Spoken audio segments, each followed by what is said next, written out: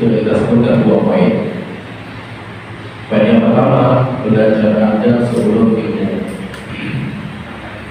yang sering dinamakan tasbiyah, kemudian baru tarbiyah. Kemudian kedua, pendidikan iman sebelum syariat. Pendidikan iman ini itu cakupannya adalah membangun rasa cinta, rasa harap, kemudian rasa takut. Yang pertama itu sebaiknya nanti takdirnya itu roja, mahabbah, roja dan hob itu ada tahapan waktu 0 sampai 7 tahun itu lebih utama dikedepankan mahabbah. Jadi itu membangun mahabbah itu 0 sampai 7 tahun.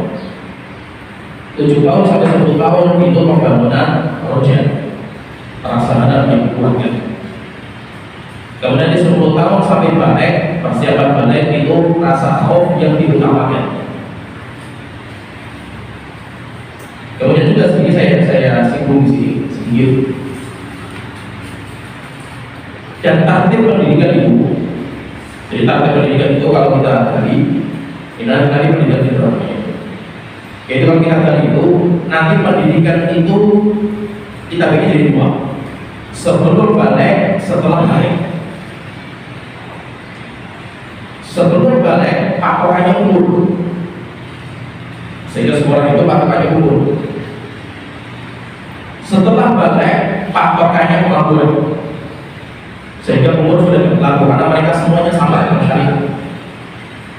Tapi kalau sebelum balik itu patokannya umur. Maka dalam pendidikan kita ini, kalau konsep kita itu nanti sebelum balik itu ada 3 fase. Manusia itu nanti akan melewati 3 fase, dan itu disebutkan sebagai Qayyim. Nanti saya akan baca di kitab Tuhfatul Maulud. Fase yang pertama dinamakan dengan fase tufuliyah, fase kekanak-kanakan 0 sampai 7 tahun, namanya tufuliyah. Kemudian 7 tahun sampai 10 tahun itu fase dinamakan dengan tamyiz. Anaknya dinamakan mumayyiz, mulai berpikir kritis, itu namanya mumayyiz. Kemudian 10 sampai menjelang balik itu persiapan balik dinamakan dengan muraqabah, namanya muraqabah.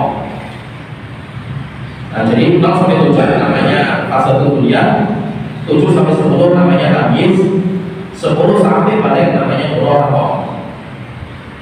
Nanti setiap fase itu ada golden age masing-masing. Jadi masa-masa itu beda-beda. 0 sampai 7 tahun itu pendidikan yang terbaik, pendidikan alam baik atau pendidikan iman yang kita pasti. Surga neraka yang tidak kelihatan dengan mata itu yang terbaik kita didik anak kita di 0 sampai 7 tahun. Kenapa? Sifat karakter anak 0 sampai 7 tahun itu bukan kritis, tapi sifatnya itu menerima semua informasi yang masuk di dalam dirinya, dan semua informasi yang masuk dianggap seperti hal nyata. Sehingga anak itu kalau anak kecil lihat Superman, walaupun film kartun, dia itu udah kayak hal nyata gitu. Sehingga kalau dibawakan baju Superman, baju Superman, bahkan dia meloncat dari atas, kayak terbang padahal jatuh gitu. Kenapa? Karena mereka itu semuanya membenarkan, tidak ada namanya kritis, karena akalnya belum ada. Ya, nah pendidikan yang terbaik adalah pendidikan alam baik. Anak tidak mungkin ketika aku bicara surga dan neraka alam kelas, tapi belum ada. 0 sampai 7 tahun itu, sulit gitu. Caranya bagaimana? Maka pendidikan iman kita kuatkan. Coba misalkan anaknya, ini nanti caranya macam-macam lah itu caranya. Itu namanya cara itu mudah, yang penting jalurnya itu pendidikan seperti itu. Kita bisa bawa anak kita ini keluar malam-malam, lihat bulan, lihat bintang. Sebenarnya kita diskusi sama anak. Nah, coba lihat bintang dan program dari di atasnya saya coba, di atasnya nanti ada sebuah istana yang sangat modern. Dan istananya ini ada satu es krim, satu buku misalnya. Coba anak pas, bohong apa itu? Anak cuma ya. Akhirnya bisa terangkan orang, yuk ayo bikin sana bikin yuk. Kenapa? Karena semua informasi itu ada di iman. Baik itu valid sih. 0 sampai 7 tahun itu kita itu sudah perang sama kapitalis sendiri. Kapitalis dengan film-film mereka, film-film apalah, Superman, film ini lah itu. Dengan cerita-cerita alam nyata yang sangat dahsyat dan hebat dalam agama kita. Kalau informasi tentang kehebatan Nabi, informasi kehebatan surga, dahsyatnya neraka tidak sampai kepada anak, maka nanti anak itu akan menyerap informasi dari film-film fiktif. Sehingga berarti apa? Iman anak itu dibangun dengan iman juga, imannya film. Dan biasanya kalau sudah terbangun di hati itu susah sekali namanya. Saya contohkan misalnya, antum yang sudah tua misalnya, malam Jumat Kliwon naik motor berhenti jam 12 malam di depan kuburan mobil. Takut gitu? Takut gak? Takut gak? Kenapa? Ya karena takut ada pocongan dari pertanyaan. Aku pernah lihat ya? Ada pocongan itu kayak pernah lihat ya? Dengan mata langsung tuh. Ya pernah. Kok bisa takut? Karena dulu lihat film-film horor kan itu. Film horor itu ketika tidak sama anak-anak kita dulu semasa kita itu kalau sudah menancap dalam hati susah sekali. Ya kami yang pendidikan iman itu pondasi kalau sudah nancap akarnya itu susah sekali jadi cabut dan budaya. Maka itu kalau sampai 7 tahun itu pendidikan pakaian media kita terus bicara sama anak ini. Kalau itu sudah kuat, baru 7 tahun anak itu mulai menangis. Namanya tamyiz, maka ibadah baru kita jelaskan untuk anak kita. Baik, kenapa Rasulullah mengatakan muru auladakum bis-sholati wa hum abna'u sab'in, perintahkan anak kalian sholat umur 7 tahun kan. Sholat yang wajib saja 7 tahun kan. Pertanyaan terus sampai 7 itu ngapain? Membuat anak itu cinta sama sholat. Bahwa 7 tahun kita membuat anak kita cinta. Sudah itu 7 tahun baru kita katakan ini Tuhan yang menciptakan kamu, Allah Ta'ala yang memberikan kamu, amin ini sekarang memberikan kamu sholat. Ayo kita sholat. Sholat itu apa? Nah, mulai berpikir nih. Sholat itu kayak gini loh, caranya kayak gini, caranya kayak gini, caranya kayak gitu. Nanti semua membutuhkan akal. Nah kan masa tamyiz itu dia mulai berpikir. Karena sholat itu butuh kenangan, butuh bacaan ini, butuh bacaan ini. Itu membutuhkan tamyiz. Antum di fase ini, anak umur 7 tahun ke atas, itu mulai kritis sekali. Sehingga antum bicara alam goib, bohong gitu. Mulai bisa, itu melawan argumen itu bisa. Nah itu kalau kita 0 sampai 7 tahun terlambat, baru 7 tahun ke atas kita ajarkan alam goib, anak kita itu sering protes kali ini. Mana buktinya bikin ada buktinya ini? Karena anak itu mulai kritis gitu. Ya Bapak ya, itu namanya masa tamyiz. Tamyiz itu mulai banyak informasi itu disampaikan sampai akhirnya mereka itu diajarkan banyak. Ayo nak sholat, ayo nak puasa, puasa itu ini, puasa itu kayak gini, wudu itu kayak gini, itu mulai diajarkan. Setelah itu sampai umur 10 tahun. Kalau 10 tahun itu dia itu belum diajarkan, baru nanti ada namanya khauf. Anak kita takut-takuti dengan ular, dengan ini. Sebenarnya 10 tahun itu anak itu sudah harus kelihatan potensi dia kemana.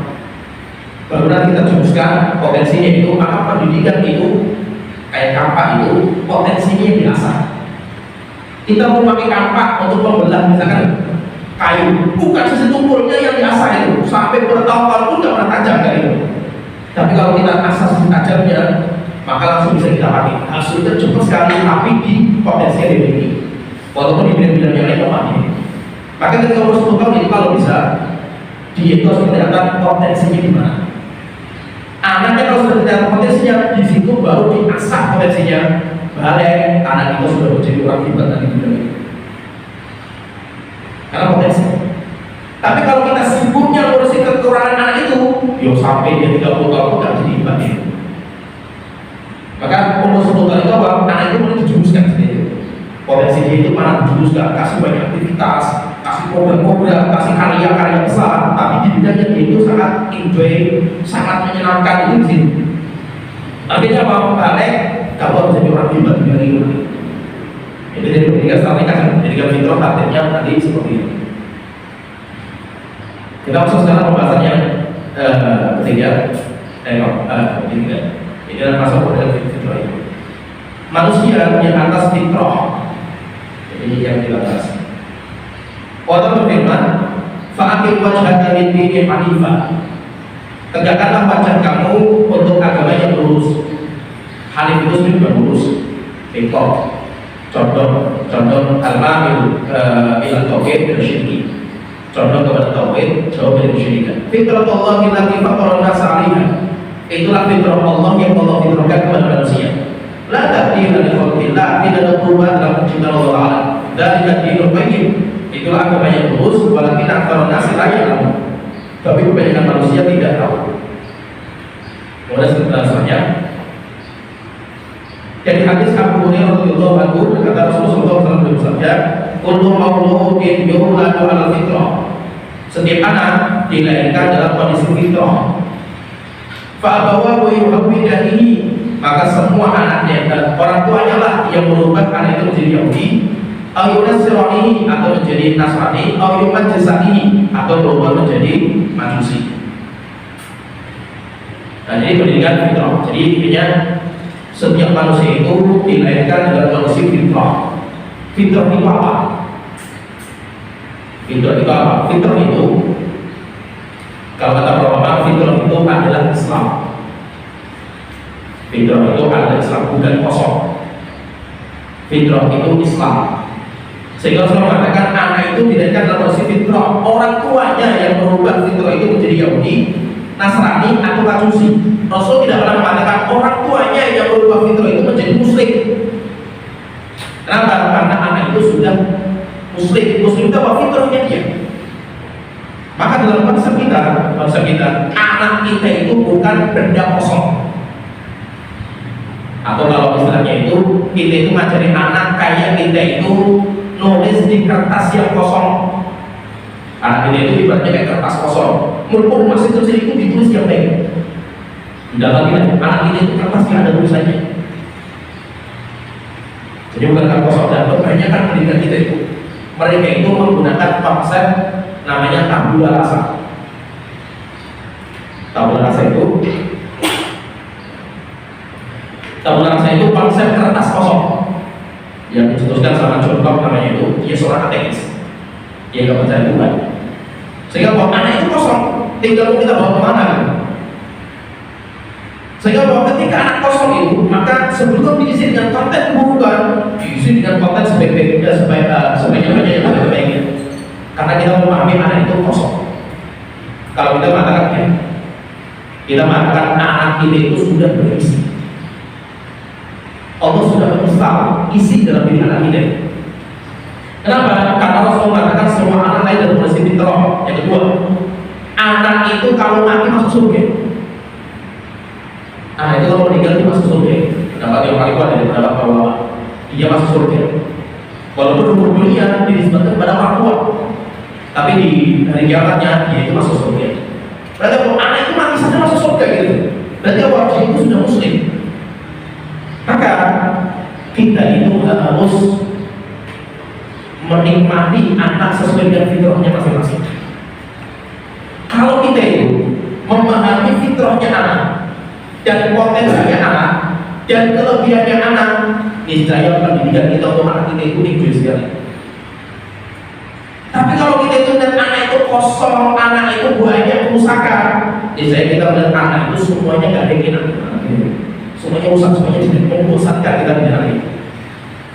Jadi kita pahami anak itu punya misi. Terus bagaimana? Jadi ini berarti gini lah. Saya gambarkan.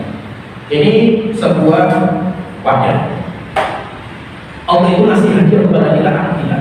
Fi asli takwim dalam bentuk yang paling sempurna. Dan lama bentuk yang sempurna itu bukan hanya fisiknya. Fisiknya sempurna dan isinya sempurna. Maksudnya sempurna itu apa? Allah sudah memberikan potensi-potensi yang hebat dalam diri anak. Sehingga apa? Anak kita itu hebat fisik dan hebat isinya. Maka ibaratnya apa? Ibaratnya ini, Allah itu memberikan kepada kita sebuah biji. yang ditaruh di dalam sebuah wadah sedangkan manfaatnya. Kerjaan kita itu waktu kita bongkar bisa. Anak ini itu siapa sih? Rupanya ketika kita bongkar, oh rupanya biji padi anak saya itu. Akhirnya Pak, ya sudah saya tanam sesuai dengan karakternya padi. Kita aja di mana? Di tempat yang cocok sawah. Pupuknya harus seperti ini, caranya seperti ini perawatannya, dan saya pun harus ringo nanti padi ini keluarnya juga padi. Benar ya Pak ya? Jangan sampai kita itu pengen merubah karakter anak kita itu. Katanya anak kita itu padi. Aduh, ini padi dan enak ini kayak gini. Saya pengen anak saya itu durian. Pengen durian, kalau enak durian nanti jual mahal kali itu. Akhirnya mau padi dipaksa jadi durian. Ditanam di tempat durian. Perawatannya kayak durian. Harapannya kalau nanti keluarnya buah durian. Akhirnya mau mogul anak kita itu hancur. Ya Pak ya, demikian juga pendidikan anak kita itu seperti itu. Pertanyaan, anak anda itu siapa? Anak anda itu siapa? Maka anak kita itu punya potensi, mereka punya kekurangan. Potensinya bisa beda-beda ya. Sehingga jangan pernah menyamakan antara biji padi dengan biji gantung, atau biji gantung dengan biji lombok, beda. Hasilnya juga beda. Maka ketika anak saya misalnya nanti akan kita sebutkan di web 4, potensinya mau menjadi pedagang, dia itu senang sekali jadi pedagang dan hasilnya luar biasa. Dia sudah alhamdulillah. Anak saya itu rupanya jiwa-jiwa pedagang. Yang banyak kalau saya cuma tugasnya mengarahkan bagaimana hasil dagangnya itu menjadi Islam. Tidak ada masalah, anak saya kayak Abraham bin Auf, tidak ada masalah. Kenapa? Karena saya menikmati apa yang Allah berikan kepada kita. Demikian juga Pak, kita itu harus menikmati semua fase-fase yang kita jalankan. Contohnya namanya kita itu menanam biji. Biji itu belum keluar akarnya, belum ada batangnya, belum ada daunnya, belum ada pohonnya. Kapan biji itu kehebatannya akan muncul? Akarnya akan muncul, batangnya akan muncul, daunnya akan muncul ketika mulai ditanam di sebuah tanah yang cocok, caranya yang cocok, pupuknya cocok, demikian juga petaninya orang handal. Akhirnya mulai tumbuh dari akarnya, batangnya mulai muncul, kemudian nanti pohon daun-daun yang sampai akhirnya nanti membuahkan. Bisa dengar Pak ya? Ilustrasinya Pak ya? Ketika anak itu ditanam, coba ditanam, mesti yang dibangun pertama kali sama anak itu akarnya. Ketika akarnya sudah kokoh, baru naik batangnya ke atas kali. Demikian juga nanti pendidikan anak seperti itu. Tapi yang penting apa? Kita itu harus tahu dulu anak kita itu biji apa. Kalau sudah dapat padi, cara merawat padi itu kayak apa sih? Bagi tadi apa? Dalam pendidikan itu butuh tempat yang cocok. Kita walaupun misalkan kita dapat hadiah dari teman misalkan biji ketan terbaik di dunia, ini luar biasa tadi, potensinya besar ini kentangnya ini. Tapi kita taruh di Pekalongan, penantol mati itu bijinya itu tadi. Akhirnya apa? Orang akan ngomong, ini bijinya juga ini kentang kok hasilnya kayak gini rusak semua. Bukan kentangnya jadi masalah, tapi tempatnya yang bermasalah. Cuma kalau seandainya biji kentang kita tahu kan dia, ya luar biasa hasilnya karena pas sesuai dengan potensi dia. Maka pendidikan itu kita butuh tempat yang nyaman bagi anak untuk bisa mengembangkan potensi dia.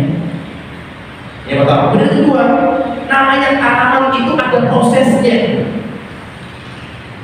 Namanya biji itu perawatannya itu lama. Ketika kita masih kecil, masih kecambak kayak gitu, oh prosesnya seperti sabar tenang ya.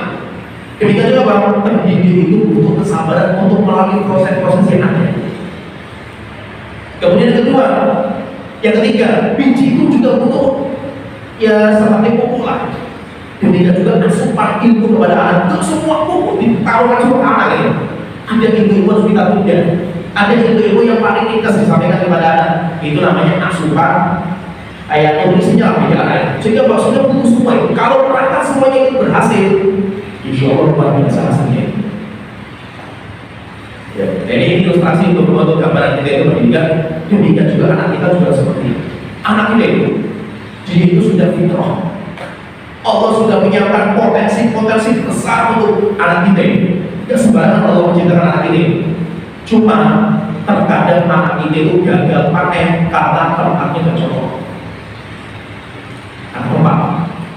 Karena tempat, hanya nanti akhirnya salah jurusan. Kenapa? Karena kebanyakan itu pendidikan itu mau jujur mau tidak, Anda ngakui atau tidak itu, kebanyakan pendidikan itu obsesinya orang tua dan sekolah, bukan cita-citanya anak. Bukan cita-citanya anak. Sekarang misalkan ini, anak ditaruh di pondok, pertanyaan, bukan berarti gak bagus pondok. Kita itu gak mungkin masalah itu. Taruh di sekolah Islam, di situ banyak sekali pelajaran, itu gak ada masalah bagus. Pertanyaan itu siapa, obsesinya siapa?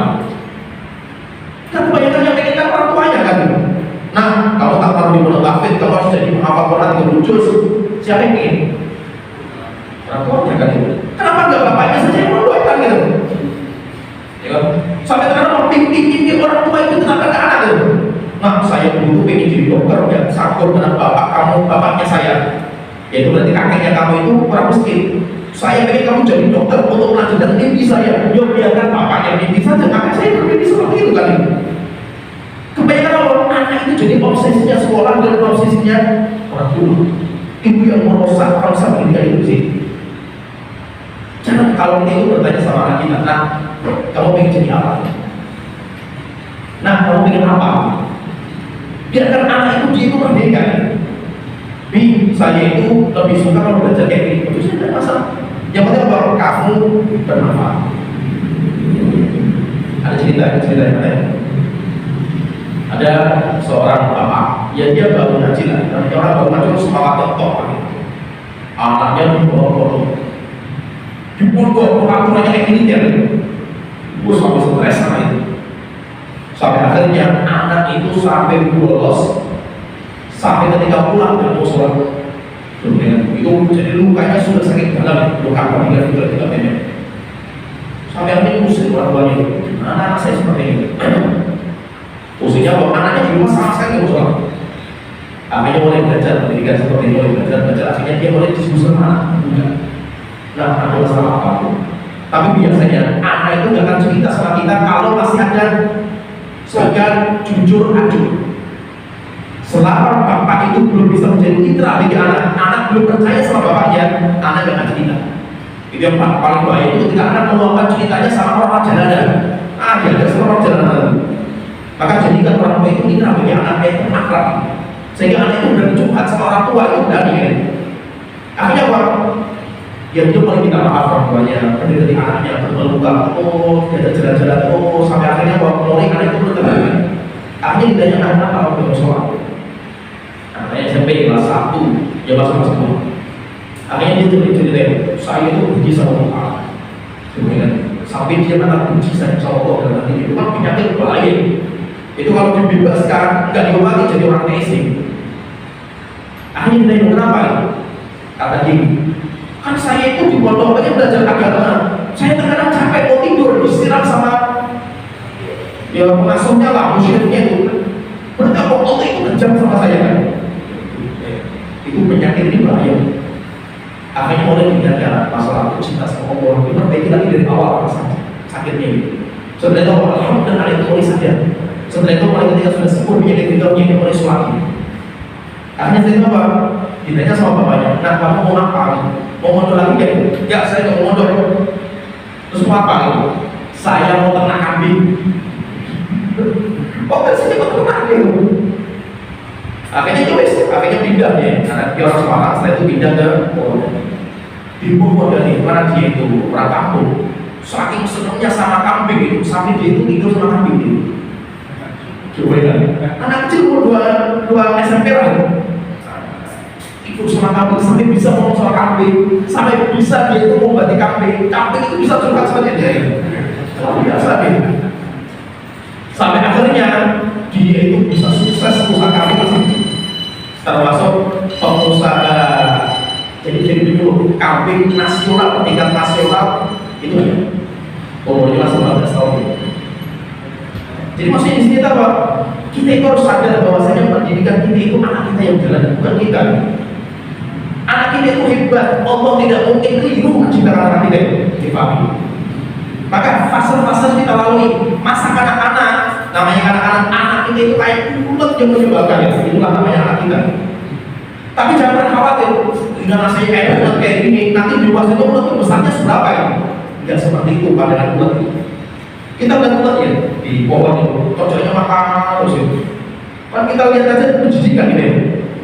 Kita kan berpikir ini makan terus nanti harus tahu besarnya kayak apa kan itu. Rupanya apa? Dia berjalan seperti itu, akhirnya mulai tenang menjadi kepompong. Ya. Dia dalam kepompongan dia akhirnya setelah itu menjadi apa? Kuku-kuku yang indah. Demikian juga kalau kita mau bersama anak kita itu seperti itu, biarkan anak kecil kita itu kayak ulat yang sangat menyebalkan kan misalnya. Sehingga kalau rumah kita itu kayak kapal pecah. Oh, udah maghrib rumah kita itu memang masa anak-anak dia. Kalau ini ditahan, ini dirampas, maka nanti anak itu akan menuntut ketika sudah tua. Coba lihat ya, atau lihat kadang-kadang ada orang, dia sudah tua pengennya boneka, laki-laki jemput boneka itu, ada juga. Saya tuh ada keluarga itu, kepala sekolah sudah tua, sudah punya anak-anaknya sudah beli semua. Kalau beli mainan, mobil-mobilan, kayak anak kecil itu mainan kayak gitu, sampai anak saya itu kalau main ke rumahnya paman saya itu senang sekali, pamannya banyak. Jadi dia minat bareng itu. Kenapa seperti itu? Karena masa kecilnya dirampas sama orang tua. Sehingga akan menuntut ketika sudah dewasa. Maka anak kecil itu biarkan dia dipuaskan mainnya sepuas-puasnya selama tidak melanggar syariat. Ini yang pertama. Kemudian yang kedua, nanti anak kita itu akan berjalan waktu sampai akhirnya menjadi orang yang tenang. Mulai berbanyak berpikir, mulai merenung dia akhirnya akan menjadi kokoh. Biarkanlah dia itu masa seperti itu. Akhirnya waktu nanti akan keluar menjadi kuku-kuku yang indah ketika sudah panen. Maka biarkanlah anak kita itu kita panen, kita itu melihat indahnya anak kita ketika sudah panen. Tapi prosesnya jangan dibalik. Karena kalau kita itu sebagai guru sama anak atau orang tua itu, pengen anak kita itu kecilnya kayak kuku yang indah gitu. Ya memang masya Allah kuku yang indah. Anak kita hafal Quran jual satu ini masya Allah sangat indah sekali. Akhirnya setelah itu jadi apa? Jadi kepala-kepala gitu. Setelah itu ketika balik jadi umat yang menyebalkan. Masya Allah. Kalau ada anak kita coret-coret tembok masih kecil, wajar, bagus nanti. Dari mana waktu tuanya coret-coret tembok-tembok kampung aja. Masya Allah, gak punya kerjaan aja kan. Karena masa kecilnya gak terlupakan kan. Ya Pak ya, nah kita Pak, kita itu gak usah khawatir masalah-masalah depan anak kita. Allah sudah nyiapkan semua orang itu adil. Yang penting apa? Anak kita butuh ruangan untuk menggambarkan potensi dia. Allah gak mungkin keliru mendidik anak kita itu, gak mungkin keliru. Wong anak kita sejak di rahim saja itu, Allah sudah ngajarin ibu bagaimana cara keluarnya saja diajarin. Antum gak pernah didik anak itu ketika dibayi di internet, nah nanti kalau keluar modelnya kepalanya dulu, nanti model di antum trennya gak pernah, tapi anak bisa. Kok anak sudah keluar, tiba-tiba kita khawatir terlalu berlebihan itu, kenapa seperti itu kan? Oh kita punya Allah kan, gak mungkin Allah itu meleset. Sehingga yang penting itu anak itu butuh ruangan. Biarkanlah anak sekarang itu menjadikan sapu seperti kuda-kuda di rumah, seperti tembok itu sebagai alat untuk menulis dan menulis. Nanti anak kita akan tahu cara menulis kuda itu gimana gitu. Ya Pak ya. Memang terkadang itu kita juga masya Allah. Saya punya rumah ini ya. Isinya temboknya jual-jualan semua. Sampai saya itu pernah belikan papan tulis di rumah. Nah, nulisnya di sini. Tak kasih spidol nulisnya di sini. Saya pulang dakwah, nulisnya di atasnya di temboknya itu. Oh, ini sudah diberikan papan tulis, malah nulisnya di situ. Katanya, Bin, nanti kalau dia tulis di papan tulis kan dihapus kan itu. Saya nggak mau dihapus. Ya udah, terus mantap, bagus wes, semuanya jelas. Nah, jadi kita harus tahu anak kita itu siapa kan? Anak kita masih kecil dan dia itu memang masa kuliah. Jangan kita itu bicara sama anak kecil seperti bicara dengan orang tua, beda. Sehingga konsep yang menyamaratakan itu bahaya. Kami semua kita seperti Rasulullah ini. Dari TK, SD, SMP, SMA, tempat beliau kayak gitu, modelnya yang guru jelaskan modelnya gitu semua. Ada yang ngomong dipukul, ada yang dipukul. Anak SD sampai SMA sama kan? Sistemnya itu sama. Kalau lebih bebas dari SMA, kuliah kan? Apa harus sama kali? Rasulullah itu memang ketika bikin para sahabat itu kalau di depan Rasulullah diamnya kayak kepala mereka di atasnya ada guru. Itu ada dalam kita itu belajar seperti itu di pertanyaan apakah seperti sistem Rasulullah itu mendidik anak-anak? Ya, pendidikan Rasulullah dan anak-anak itu anak-anak berboncengan sama Rasulullah. dalam perkajian Rasulullah ngajari gue. Nah, kamu tahu gak Allah yang wajib menunaikan itu apa? Rasulullah pegang Abdullah bin Abbas, dia jalan-jalan di Teluk. Setelah itu tanya, Abdullah bin Abbas, ini bukan kalimat. Pendidikan iman itu masuk ketika seperti itu. Sama Abdullah bin Umar, Rasul itu nolong Abdullah bin Umar mengatakan kulfit dunia ke anak kamu itu. Apakah anak dulu saya mengajar nih, kamu harus diam berapa 1 jam? Anak suruh diam 1 jam, ya mereka muntah-muntah kata-kata itu. Karena sistemnya beda, menyamakan anak dengan orang tua ini jadi masalah problem kita seperti itu. Bisa dipahami. Jadi masa itu anak kita itu sudah Allah siapkan, semuanya perangkat sudah ada. Kita gak usah khawatir gitu. Yang penting kalau kita siapkan tempat itu yang nyaman bagi perkembangan potensi anak kita. Ada ada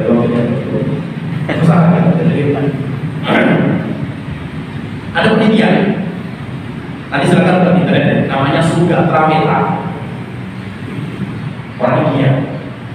Dia itu pengajar IT, yaitu IT, pengajar IT di sebuah sekolah favorit di India. Artinya itu suatu ketika penasaran masa itu dia meneliti, kenapa kok IT, belajar IT kok hanya dinikmati sama di yang bisa belajar cuma orang kaya saja ya? Apakah hanya mereka yang bisa itu? Kenapa orang miskin itu nggak diizinkan belajar? Akhirnya dia datang ke sebuah tempat umum. Tidak dia, Pak Anies Baswedan merasa ada guru yang saya lihat Pak Anies itu pergi ke depan itu. Jadi dia itu sudah ternyata itu orang bikin tembok, kemudian ditaruh komputer jadul di tembok DPR, kasih besi, anak itu cuma bisa masuk tangannya saja. Kasih CCTV di atas, kemudian dia itu menyewa guru. Gurunya apa? Cuma di belakang anak itu kata bagus, kata ayo terus. Jadi setiap anak itu ini apa? Ini kan kalau namanya orang umum kan gak tahu apa-apa kan komputer. Ayo bagus, nah itu masuk itu tangan itu. Bagus, kata terus. Subhanallah, dalam kurun waktu 1 bulan semua anak di kampung itu menguasai komputer semua tanpa ada yang ngajar.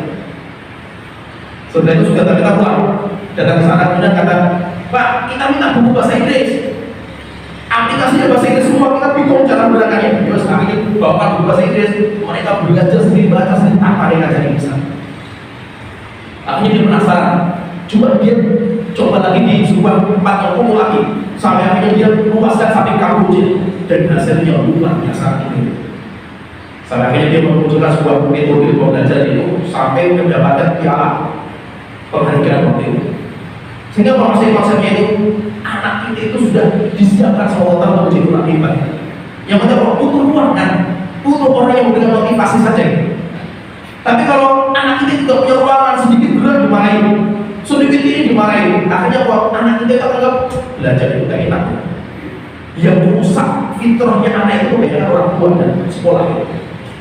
Akhirnya kalau anak itu anggap pelajaran itu sangat membosankan kan ya. Kenapa? Karena buahnya ini dimarahin, ini nggak boleh. Maka kalau berikan ruangan bagi anak-anak akan mengembangkan potensi sendiri. Ya Pak ya. Sekarang masuk waktunya udah habis. Kita masuk ke apa? Saya katakan saja bahasanya. Setiap orang punya potensi dan punya kekurangan. Itu semua kita akui, kita punya potensi, kita punya kekurangan. Sekarang pendidikan itu apa? Pendidikan itu fokusnya di potensi itu. Seperti kampak itu diasah. Bukan kita itu melihat sisi tumpulnya, dia akan sukses lah pendidikan kalau kita melihat tumpulnya saja gitu. Mau diasah sama orang yang canggih mengasah, asahnya sampai banyak, dia akan tajam selama-lamanya gitu. Tapi apa potensinya itu yang diasah. Coba kita lihat konsepnya Imam Qayyim, Masya Allah. Di dalam kitab beliau Tuhfatul Madun, maaf ini kalau saya terjemahkan. Saya punya tulisan ini membahas masalah konsepnya Imam Qayyim. Cuma nggak tahu tak cari mana hilang. Ketemu saya. Itu bahasa konsep ini saya tulis konsep seperti ini. Beliau mengatakan wahimah yang bagi ayat utama dan hendaknya dijadikan sebagai standar dalam mengajar. Yaitu apa? Harus sobi bagaimana keadaan anak. Pendidikan itu adalah keadaan anaknya, bukan anak suruh ikuti kita keinginan orang tua, bukan. Wa ma huwa musta'idun lahu bil amal, dan apa yang disiapkan untuk anak kita untuk pekerjaan besar nantinya. Anak kita itu siap jadi apa nih? wa muhayyi'un lahu, dan apa yang sudah Allah install dalam diri anak kita itu. Jadi Bapak pendidikan itu melihat anak kita itu diinstal oleh Allah itu apa ya? Kayak tadi biji lah kepadanya tadi. Anak kita itu biji durian, biji padi atau biji apa gitu. Kita harus kita lihat. Saya itu mengatakan faida ro'ahu hasan al-fahmi. Kalau kita lihat anak kita itu orangnya itu pemahamannya kok bagus sekali. Sahihul idrak, demikian juga intelektualnya itu kuat sekali. Jayyidul hifzi, hafalannya kuat. Wa'iyah, dia itu mudah memahami. Fahadihi min alamati qabulihi wa tahiyati lil ilmi. Itu tanda kalau itu siap menerima ilmu.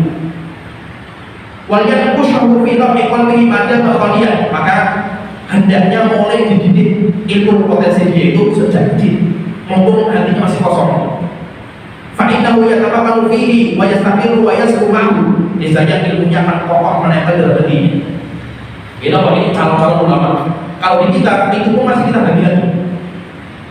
Ini yang seperti ini, orang yang kuat di ilmu agama itu kita bagi. Ada yang kekuatannya di pemahaman, ada yang kekuatannya di hafalan. Yang di pemahaman fokus untuk menjadi tabib dua lagi dalam itu. Fokus menjadi ustaz. Yaitu kalau yang di hafalan fokus menjadi penghafal Quran. Itu saja bisa digabungkan. Kita melihat anak-anak kita itu ada yang kuat di hafalan, lemah di pemahaman. Ada yang kuat sekali di pemahaman, lemah di hafal. Itu ada masing-masing. Itu pun masih kita pecah-pecah lagi. Dan itu mengatakan wa in ra'ahu bi khilafi dzalika min kulli wajhin. Tapi kalau kita lihat anak kita nggak seperti itu, intelektualnya lemah anak kita itu. Wa huwa musta'idun lil furusiyati wa asbabiha min ar-rukubi wa rami wal la'bi wal birrabi. Tapi anak kita itu sukanya tawuran, sukanya belum, kalau suruh belum bersatu anak kita itu, terus petakilan anak kita itu. Nah, kalau ini berarti apa? Dia kalau dipaksa menjadi ulama juga salah jurusan dia. Bukan kurikulumnya salah, kurikulumnya benar, tapi anaknya bukan di situ tempatnya. Anaknya itu cari tempat yang bisa mengembangkan potensinya. Fa innahu la nafada lahu fil ilmi. Dia ada lubang bagi dia untuk ilmu dalam hatinya. Dia ada tempat untuk ilmunya. Walau yukhlaq lahu, dan dia diciptakan bukan untuk ilmu, bukan untuk ulama dia. Makkanahu min asbabil furusati wa taqarrub 'alaiha. Maka ajarilah dia itu kurikulum jihad. Perang, kemudian juga, kemudian ini. Fa innahu anfa' lahu wal muslimin, maka dia akan menjadi manfaat untuk dirinya dan manfaat untuk kaum muslimin. Ini yang katakan Imam Qayyim, bukan saya itu. Kemudian mengatakan wa in ra'ahu bi khilafi dzalika. Kalau anak yang ketiga modelnya juga seperti itu. Intelektualnya lemah, penakut, nggak bisa diajak tawuran, nggak berani, tapi dia itu sukanya bikin-bikin gitu. Sukanya bikin ini. Wa innahu lam yukhlaq tidak lihat, dia diciptakan bukan untuk ilmu, bukan untuk jihad. Wa ra'aynahu maftuhatan ila sun'atin ila suna'i.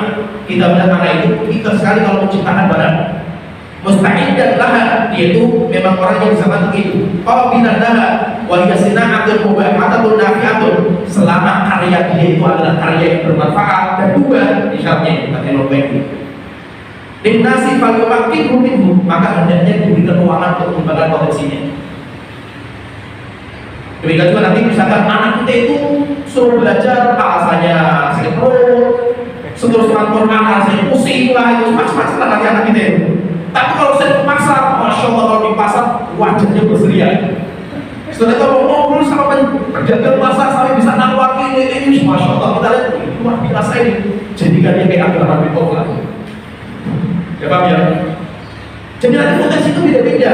Rasulullah itu juga menempatkan para sahabat itu beda-beda. Ada yang dijadikan sebagai staf militer. Apakah semuanya seperti itu? Ya, ada yang diutus sebagai delegasi Islam. Ada juga yang belajar bahasa seperti Zaid Thabit. Ada juga yang belajar, ada juga yang menjadi ulama hadis Abu Hurairah, ada juga yang menjadi ulama pemahaman tafsir Abdullah bin Abbas, ada juga yang seperti ulama qiraah seperti Ubay bin Ka'ab. Itu macam-macam itu. Dan semuanya diakui semua sama Rasulullah ya. Tinggal nanti Rasulullah itu menempatkan ini tempatnya di sini, ini tempatnya di sini, ini tempatnya di sini. Ya Pak ya, dan itu konsepnya ulama salaf itu seperti itu. Tapi kata beliau, hadza kulluhu ba'da ta'limihi lahu ma yahtaju ilaihi fi dinihi. Tapi penjurusan ini setelah anak itu mendapatkan pelajaran ilmu wajib dalam negara. Tanpa ilmu wajib nggak boleh. Ilmu wajib masalah imam, masalah sholat berjamaah, itu ilmu wajib yang semua orang nggak ada potensi. Contohnya misalkan sholat, kamu sholat, aduh saya bukan potensi jadi orang sholat. Tidak ada namanya potensi dalam itu wajib semua orang ada. Namanya orang baca Quran, aduh Ustaz saya tidak potensi baca Quran, semuanya wajib. Tapi kalau Ustaz saya hafal Quran kalau satu hari sekian saya nggak bisa, itu potensi masing-masing itu beda. Tapi kalau baca Quran nggak ada namanya potensi kan? Ya jadi ada ilmu wajib yang semua itu harus dapat. Tidak boleh tidak. Tapi ada ilmu kejurusan di mana orang itu setiap orang itu beda-beda. Ya bisa dipahami ya, sabar. Sekarang kita masuk ke poin ini, kita cepatkan ya. Jadi kalau kita buka tadi banyak sekali. Maka itu intinya gini, saya jelaskan ya. Kita itu kalau melihat orang antara kita itu melihatnya itu dengan kacamata positif saja. Kalau kita lihatnya kacamata negatif, stres itu datang kita itu. Coba aja misalnya, ada kita itu modelnya kayak kitiran nih. Kitiran itu nggak betah di rumah. Pulang sekolah baru sampai rumah langsung pergi sama teman-temannya. Ayo kita jalan-jalan ke sana. Ini orang ini jangan duduk di kantor, stres ya. Jadikan emas, jadikan orang yang kerja donasi, ayo top dia itu, lobby murah, beratur, top dia. Ada orang yang dia itu nggak suka keluar itu, sukanya di kamar sendiri, nah itu kan di kantor. Orang saya orang seperti itu lah, niscaya dia itu, justru di kantor itu, jangan ketemu sama orang, muntah-muntah gitu. Orang juga ketemu sama dia bosan gitu kan, dia pun bosankan. Jadi beda-beda dari kantor. Ada orang yang dia itu kakinya keras, nggak mau dibantah. Harus kayak gini, nggak bisa nggak kan? Nah itu cara-cara jadi pemimpin. Pemimpin itu harus tegas, punya prinsip itu seperti ini. Ada juga orang yang sukanya itu nangisan, cengengan, nah itu suruh bikin novel, karya ini yang orang baca nangis semua itu tulisan dia. Jadi nanti modelnya itu kalau kita itu lihatnya negatif, stres gitu ya.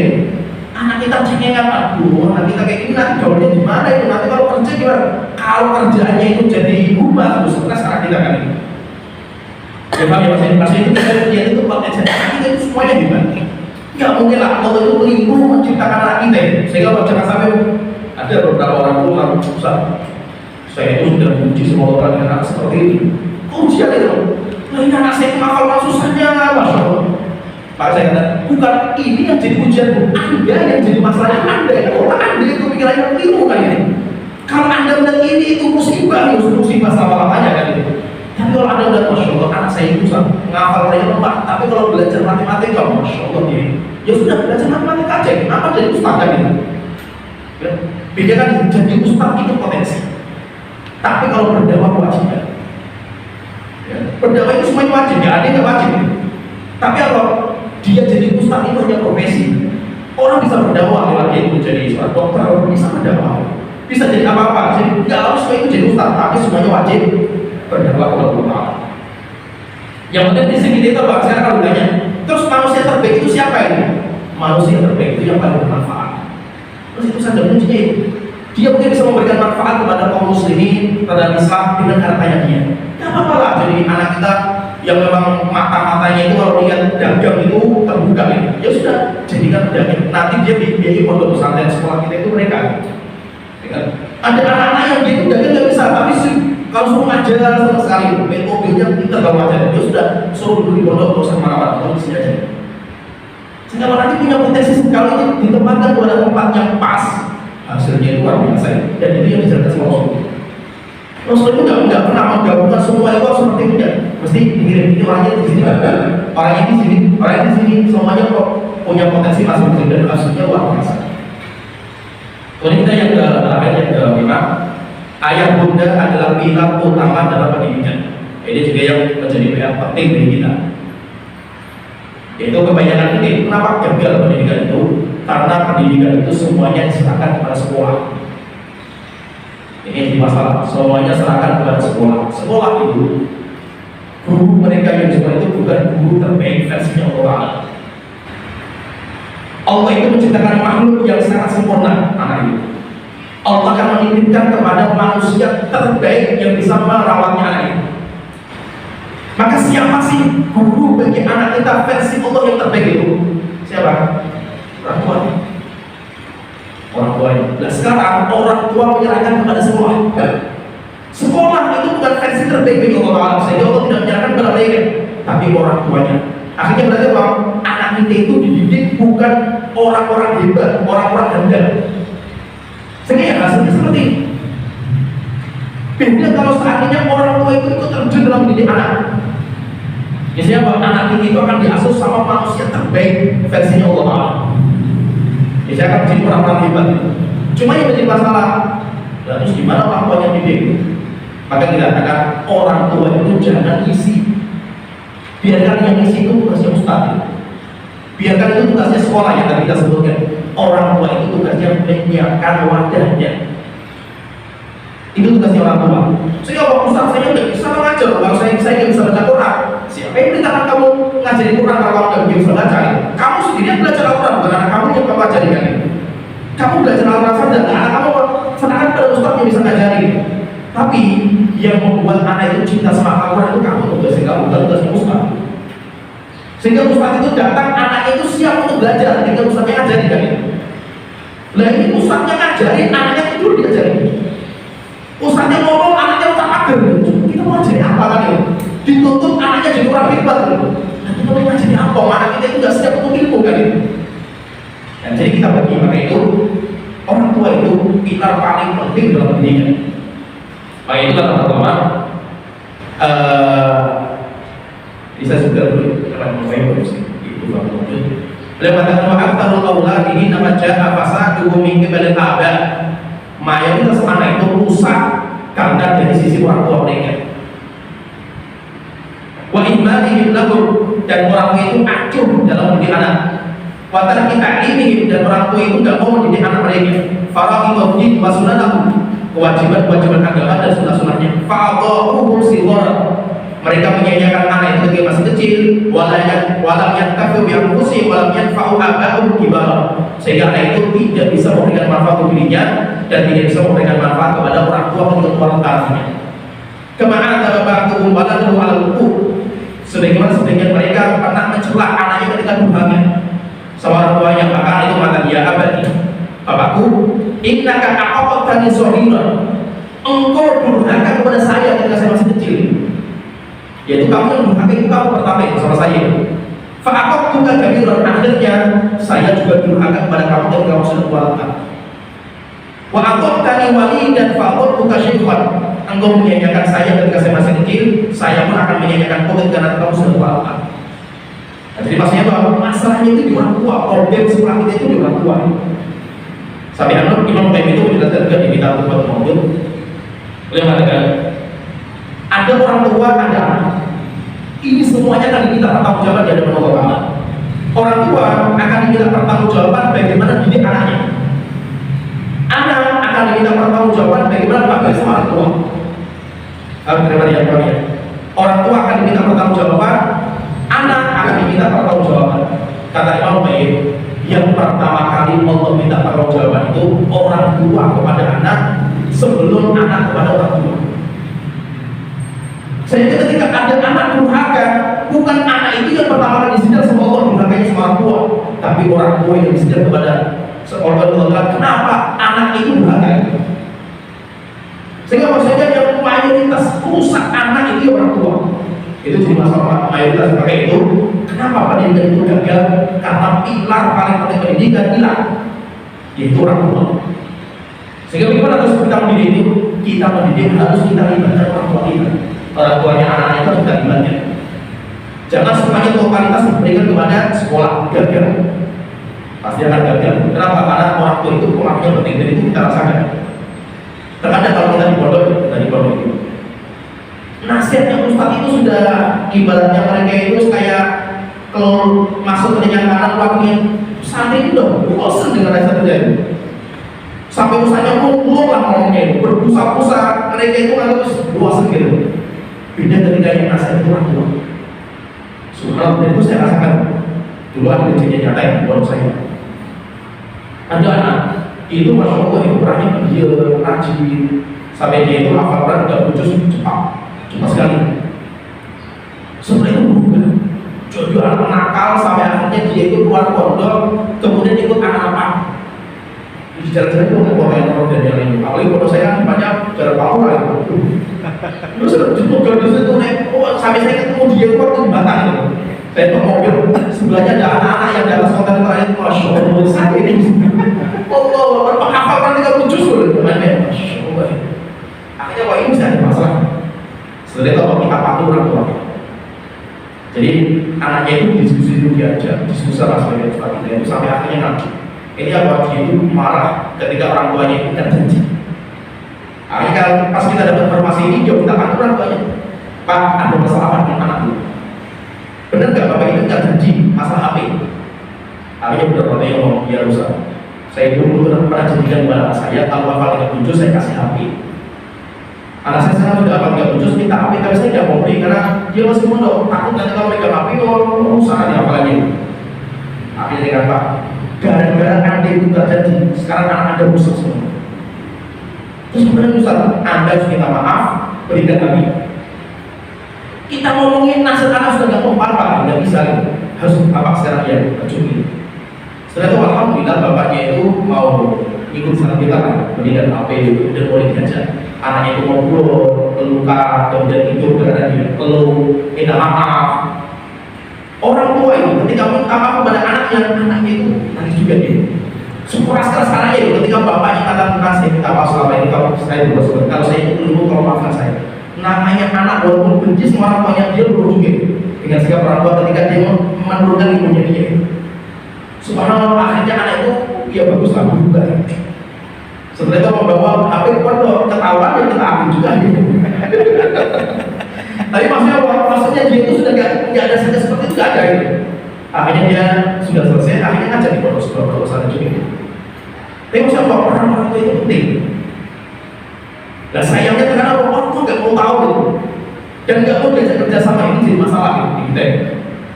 Ada kasus juga itu. Ada orang tua itu anaknya ada kasus seperti LGBT.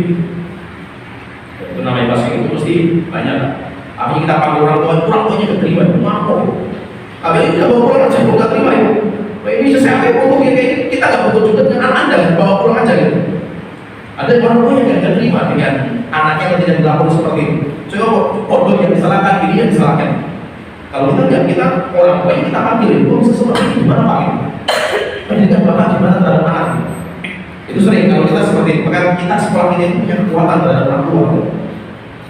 Jadi maksudnya itu ketika orang tua nggak mau ikut terjun dalam ini, hancur anak itu. Karena mereka butuh orang tua, bukan ustaz yang mereka butuh orang tua.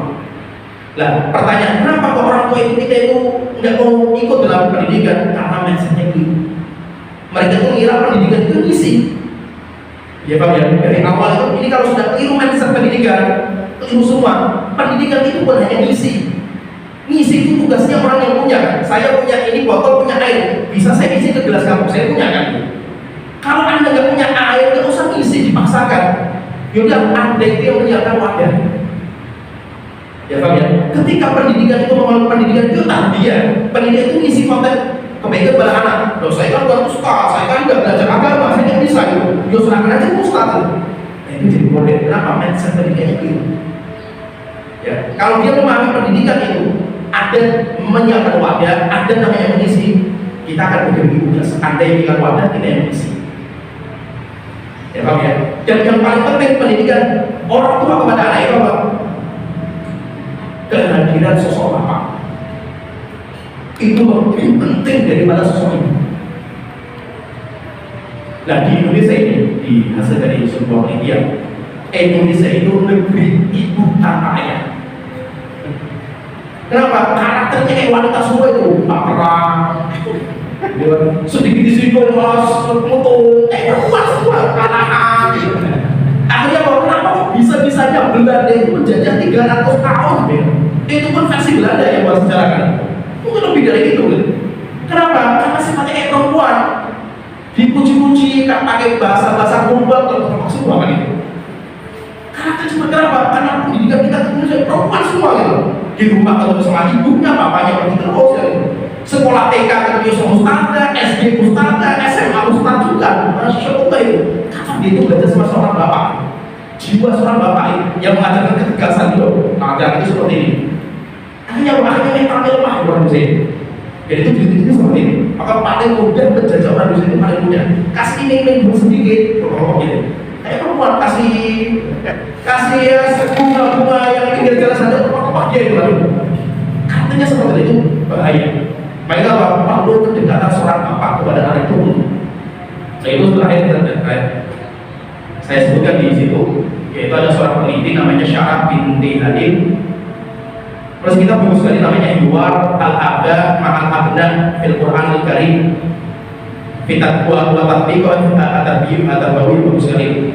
Beliau menyebutkan di situ bahwa Al-Quran itu menyebutkan diskusi dialog orang tua kepada anak itu dalam 17 tempat. Terdapat dalam 9 surat. Kemudian 14 tempat, 14 itu diskusi ayah dengan anak. 14 tempat. Sedangkan diskusi ibu dengan anak cuma 2 tempat. Kemudian diskusi orang tua, bukan ayah tapi orang tua, itu cuma 1 tempat.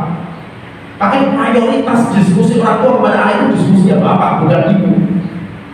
Itu kenapa kok nasihatnya Luqman kepada putranya, bukan istrinya Luqman? Kemana istrinya Luqman kan itu? Anak itu butuh nasihat bapak. Maka itu saya katakan, ibu itu bukan yang ngomong, tapi ibu itu kalau bisa yang membasuh muka setelah dimanis sama bapaknya. Ibu datang, nah bapak kalau untuk ngomong bagus, dia cinta sama kamu. Jangan ibunya yang ngomel, ibunya ngomel sampai kumpluk jangan bilang sama ayah. Ya Pak ya. Kita saja rasakan ibu kita kalau ngomel ya sih, dia angin lalu lah ibu kita yang ngomong. Tapi kalau bapak ngomong, bapak ibu ngomong kan. Kita pun juga seperti itu ibunya kan itu. Maka itu kalau anak itu perlu dinasihati, jangan ibu yang terjun. Serahkan ke bapak, oh Pak, itu anak nasihati Mas Kali. Yuk sini sih. Sudah nangis anaknya, ibunya datang. Nah, bapak kamu tuh sayang sudah sama kamu. Itu namanya ya pembasuh luka lah itu. Setelah dimarahi sama bapaknya, tapi bapaknya terjun. Maka itu ketika coba Nabi Yusuf itu hidup sama orang tua kan gak lama. Setelah itu Nabi Yusuf kan dimasukkan sumur kan sama saudara-saudaranya. Sampai pun kalau kita lihat ujian Nabi Yusuf itu dalam kehidupan, Masya Allah luar biasa, hasad keluarga. Setelah itu jadi budak, setelah itu jadi orang yang diasuh sama keluarga yang sangat mencintai dia, memanjakan dia. Setelah itu fitnah wanita, setelah itu masuk penjara ya. Semua ujian-ujian dunia dia sukses semuanya. Dan ketika ada tawaran zina sama seorang wanita itu, Nabi Yusuf masuk kamar, wanita itu masuk kamar. Setelah itu kan pengen dia ada zina. Allah mengatakan walaqad hammat bihi wa hamma biha. Wanita itu sangat punya hasrat untuk berzina sama Nabi Yusuf juga sama. Dia laki-laki biasa. Berarti walaupun Nabi Yusuf itu nggak pengen zina, ini juga itu namanya laki-laki kan. Tapi Allah mengatakan laula arroha burhana rabbi. Jika seandainya Nabi Yusuf tidak melihat tanda-tanda kebesaran Allah, jatuh zina ini.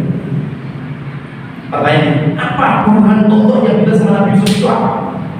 Dalam pikiran Nabi Yusuf itu, ini sebagai ulama al-Qasir mengatakan, dalam pikiran Nabi Yusuf itu dia sudah sukses. Nabi Yakub ketika tahu bahwa saya nanti tahu kalau saya berzina, akhirnya Nabi Yakub itu memalingkan mukanya sama saya. Akhirnya bahwa saya jadi berzina. Kenapa? Karena saya ingin di hadapan bapak saya itu menjadi orang hebat. Coba ya, maka bapak itu menilai itu jangan sampai bapak itu nggak hadir dalam pernikahan kepada anak kita. Pertanyaan, Ustaz, saya kan kerja, terus gimana nanti dari nafkah itu? Maka kehadiran dalam pendidikan antara ayah dan ibu itu berbeda. Bedanya gimana saya kasih? Kalau ayah yang dibutuhkan itu kualitas waktu bersama, sedangkan ibu yang dibutuhkan kualitas waktunya. Ya Pak, jadi gini gambarnya. Ayah itu kayak kepala sekolah, sedangkan ibu kayak guru. Sehingga orang mengatakan al-ummu madrasatun, ibu itu sekolah. In ada tasyabati bata'araki, kamu siapkan guru yang andal, akan lahir guru yang andal juga. Berarti ibu itu guru, terus siapa kepala sekolahnya? Apa? Namanya bapak sebagai kepala sekolah nggak mungkin ajar setiap hari kepada anak. Jadi bukan kepala sekolah kalau seperti itu kan. Bapak itu di kantor bikin konsep program. Setelah selesai panggil ibunya, setelah itu panggil anak-anaknya. Ya Pak ya. Sehingga yang punya konsep pendidikan rumah itu harus bapak. Namanya kepala sekolah, yang dibutuhkan itu bukan membersamai anak didiknya, biarkan itu serahkan ke ibu. Sehingga kalau yang membersamai anak kita itu ibunya, biarkan sama ibu, jangan itu. Bapak datang pendidikan masuk, bapak datang pendidikan masuk. Tapi pendidikan bapak kepada anak bukan kayak hal itu, bukan. Pendidikan itu kayak hujan yang turun bertubi-tubi. Sehingga bahasa-bahasa yang indah, bahasa-bahasa penyemangat, bahasa-bahasa pendidikan, ayat itu sering disampaikan pada anak. Sehingga bahasanya anak itu akan menjadikan itu sebagai penolong, bukan bahasa ibu. angin lalu saja. Tapi nasihat bapak itu luar biasa. Nah, maka pentingnya itu bahwa pendidikan itu harus hadir, bapak dan ibu semuanya harus hadir, sehingga anak kita itu mentalnya kuat, tetapi anak kita itu juga punya nikmati.